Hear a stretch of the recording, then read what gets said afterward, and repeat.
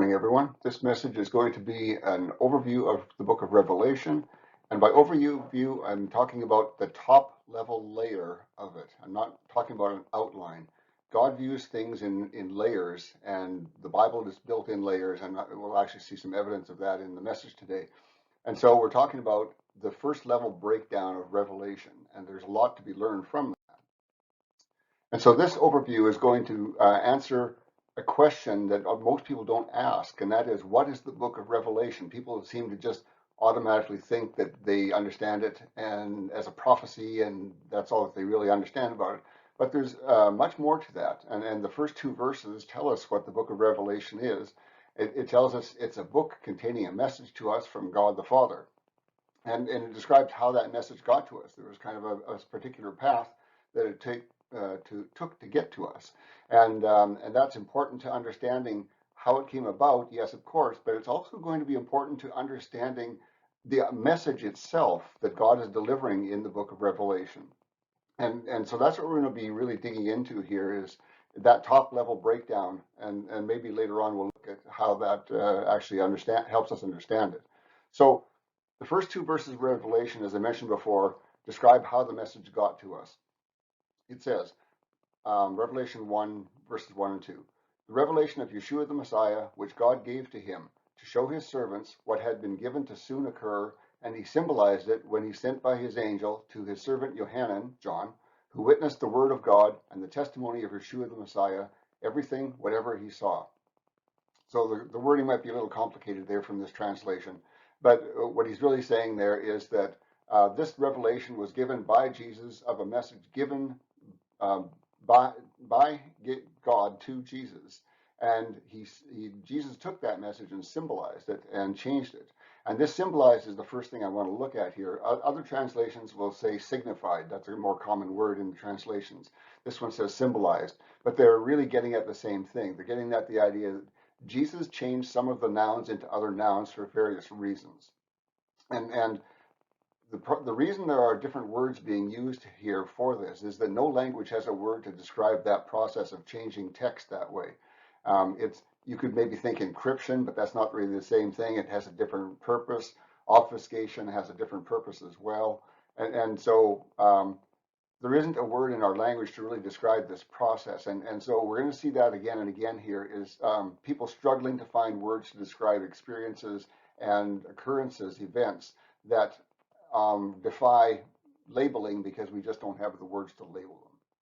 So you could say that he turned it into signs, and so the word that you see it looks as signified in a lot of translations should probably be signified, like made into signs, turned into signs. Or in this translation it says he turned it into symbols. Either way, it comes to the same thing as he did this conversion of the text of the message to make it in symbolic. So those two verses gave us a lot of information about what happened there.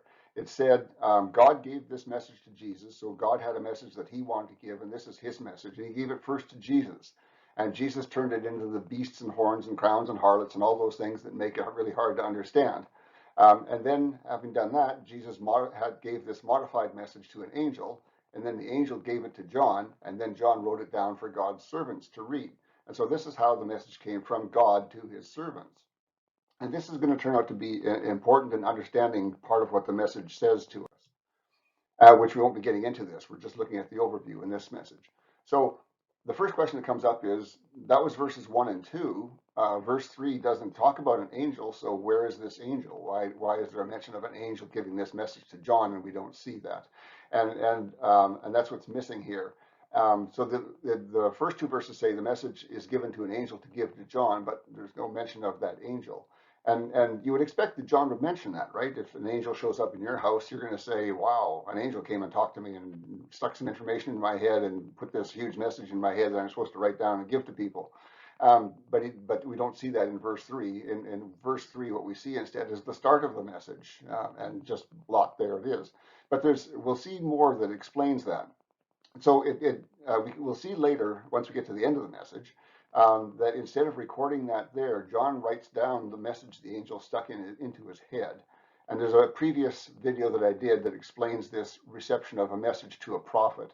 And you can look at that if you want to get some more background on how this whole delivery of a message into a person's memory happens. And so it kind of breaks time order here. What John writes isn't chronographically correct. And we'll see that later on once we get near the end of this message. And so, but later on, he does record this discussion with the angel, or at least the later part of this discussion with the angel. We don't know exactly the first part of the angel, but we do see him talking with this angel later on. So it does line up with what you see in verse 1 and 2 there, is that there is an angel who delivers this message. So the message itself begins next. So after those first two verses, the third verse begins the message. And then the next 22 chapters that come after that are that message. And being that long a message causes people to forget those first two verses and what those first two verses are telling you, and how to apply that information in understanding the message. And that's one of the big problems with Revelation. I myself went through this long ago, that I didn't realize these first two verses were telling us so much.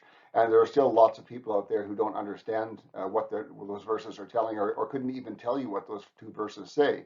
And so just because these 22 chapters are so long, by the time you get to the end of it, you've forgotten what the first two verses were, and you don't apply them. So we don't see how the delivery method affects understanding the message, but it does affect that. But I won't be getting into this topic. We'll get into that some other time.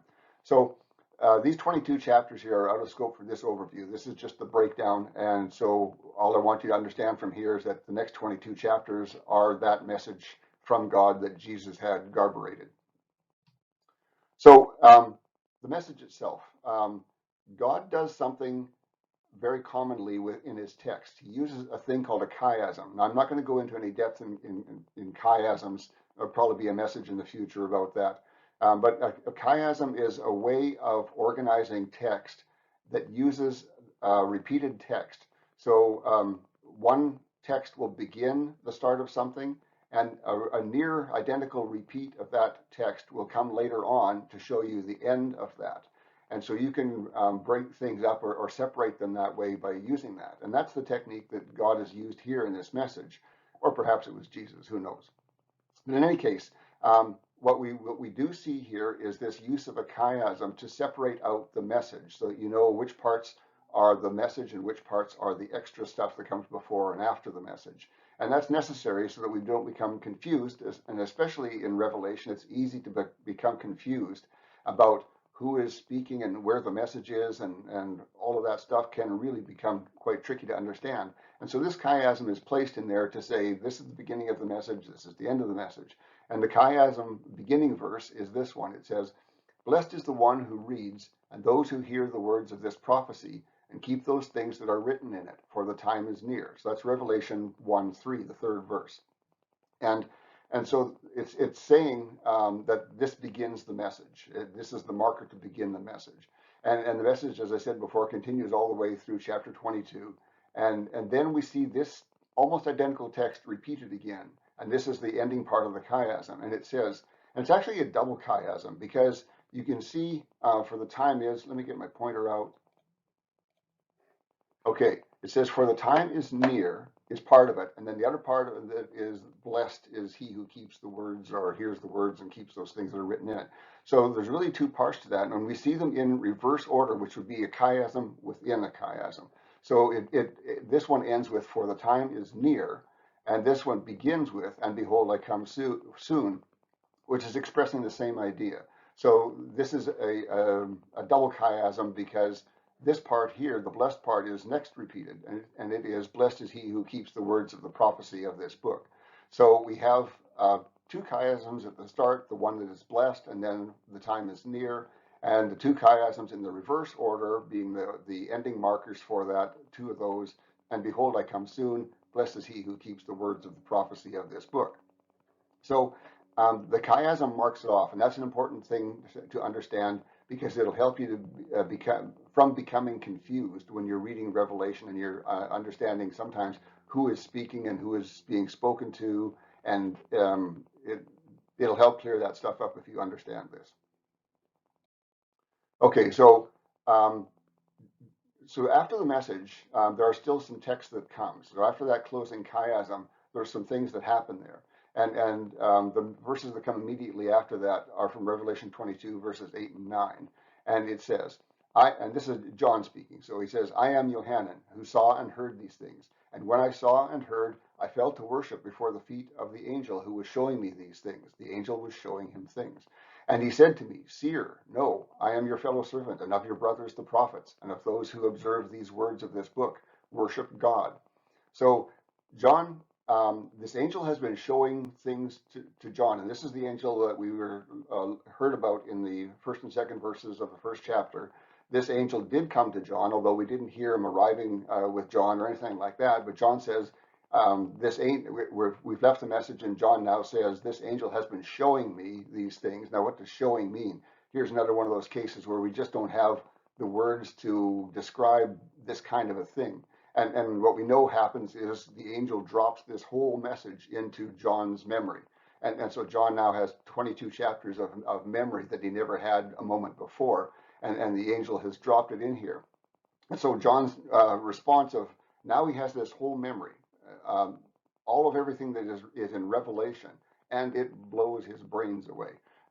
He's stunned by it, and he's amazed, so amazed that he falls down to worship before the feet of the angel. And the angel says, "Whoa, whoa, whoa! Don't be doing that."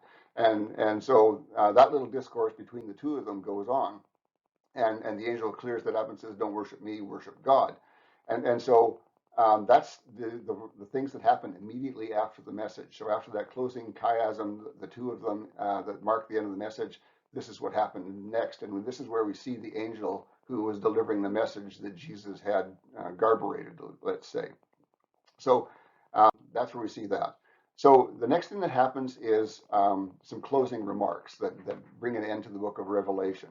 And so next, Jesus speaks some closing remarks through the angel. Okay, now so the angel is going to speak, but it's going to be Jesus speaking through the angel is the way to say that. And this happens many times. One of the most commonly known ones is the burning bush for Moses, where God speaks through an angel who's in the burning bush and speaks directly to Moses through the angel. And so the same thing is happening here is Jesus is speaking through the angel to John. And after those words from Jesus through the angel, there's a bit of a comment there. John gives a very short closing statement, and that ends the book of Revelation. So that really is the outline, or not the outline, I should say, the overview of things. And so now we have a time order of events, things that happened. And so the time order is that God decided to send a message to mankind. He made that decision and he created this message. And he gave that message to Jesus, who symbolized it, and he gives it to the angel, and the angel then goes and appears to John. But that part isn't recorded in Revelation. John never tells us about how the angel showed up and what the angel might have said at first or anything like that. But we know that that was going to happen because the first two verses said it was going to happen. So the next thing that happens is the angel does this download, for lack of a better word, downloads the message into John's memory, and in a flash, the entire book of Revelation is known to John, and John is stunned by that, and you can hardly be surprised by that because it's full of heads and horns and beasts and all sorts of things, amazing things, and so he's stunned by that, truly stunned, and so John speaks with the angel who showed him the message, and then Jesus speaks through the angel, and then John begins writing the book of Revelation. But at this point, all of this has gone into John's memory, but no words have been written yet. And so John begins writing the book of Revelation, and this probably was many weeks of work. They didn't have the kind of writing tools that we have now, and it's 22 chapters long. So it's a long work with a lot of detail in it. And so John begins now writing the book of Revelation. But when he writes the book of Revelation, he doesn't include things in that exact order. He does them in a little different order. So the whole Revelation top level overview is this. The first two verses, 1 and 2 of chapter 1, tell how the message got to us. And then there's that chiastic header and trailer that mark off the message, and that is the lump of the message that is being delivered from God. And then John speaks with the angel, that's in chapter 22, verses 8 and 9. And then Jesus speaks through the angel, and that comes in verses 10 and through 20 of that same chapter. And then John's closing remarks. So what's happened here is John has written it with the message near the top of the book of Revelation, even though he didn't really receive it that way. To him, it was a little different order of events. And so, but he writes them such that the message appears when the angel would have been coming to him in the text, even though he actually wrote the text later on. I hope that makes some sense. It's a bit complicated that way. So anyway, John's closing remarks come, and that's chapter 22, verse 21, and maybe a little bit of the previous verse, verse 20, is also John's remarks there. That one isn't quite clear. And so that's really the overview of things.